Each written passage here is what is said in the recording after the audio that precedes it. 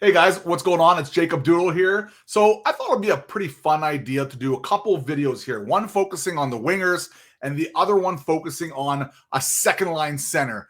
The easier one would probably be the wingers. So let's start with that. Before we start though, I got to say thank you to everybody. Our goal was to hit 100 subs. We broke that goal already. We're moving on to 500. And now let's talk about it. Victor Olofsson, my first name, left winger. Now, I understand we're looking right now mostly for a center, but these are some potentially cheaper options on the wing if the Canucks want to add some more depth pieces or players that I believe can either bring leadership in the room or potentially at least get a few points. The first name on my list I had was Victor Olofsson. Now, none of these are specifically in order, and they all kind of have their own little bit of traits. And yes, I do understand we're going to have a lot of the young AHL guys come up next season, like Carlson and Sasson and Ratu, and that's what I want to see. But for the sake of the video, and potentially maybe they might be looking for more depth, I'm doing this. So first of all, 5'11", 180 pounds, Victor Olofsson, and this is going to be becoming a kind of a theme here. I'm going to be looking mostly for shooters. I want people that are confident to shoot the puck, score goals, guys who are shifty, and when they have a chance, kind of finish in. That's exactly what Victor Olofsson is. He's not the best defensively.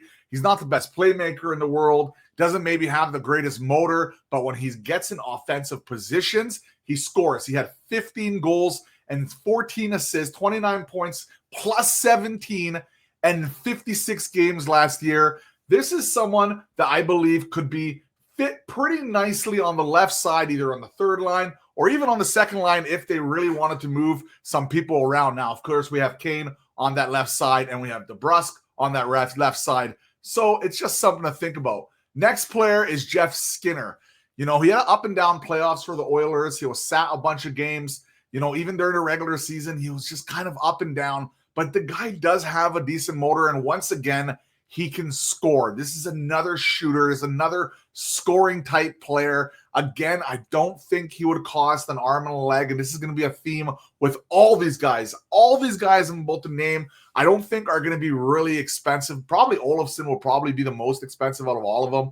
Now, would Skinner come here? Who knows, man? He went with the Oilers. They went on a crazy cup run, and some of these other names have some kind of ties to organizations as well. But again, 16 goals, 13 assists, 29 points. Something to look at. 5'11", 200 pounds. Just think about it. Next up, we have Max Patcheri. Guys, I know what you're going to say. Guy's super old. But we need leadership in this locker room. This has been a recurring theme now for years now, especially last season. It was an absolute disaster, our locker room. Why not bring in potentially someone like Max Patcheri? He can be your third, fourth liner, more probably fourth liner to be safe. Probably fourth liner, and he doesn't have to play every game. He'll play probably half the season. And in the playoffs, guys, he had some good stats. He scored some goals.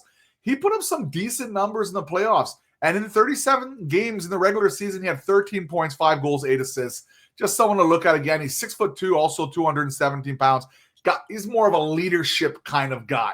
And here's a complete gamble. He used to be in the organization Carcone. Now, I always forget if it's Carcone or Carcone. I know he likes to switch it up once in a while when people pronounce his names. But he's 5'9", not so big. He's 182 pounds, shoots left. He had 19 points, 7 goals, 12 assists. Now, this is not one of those shooter types I was talking about. This is more of a real true depth guy, but he does have offensive talent.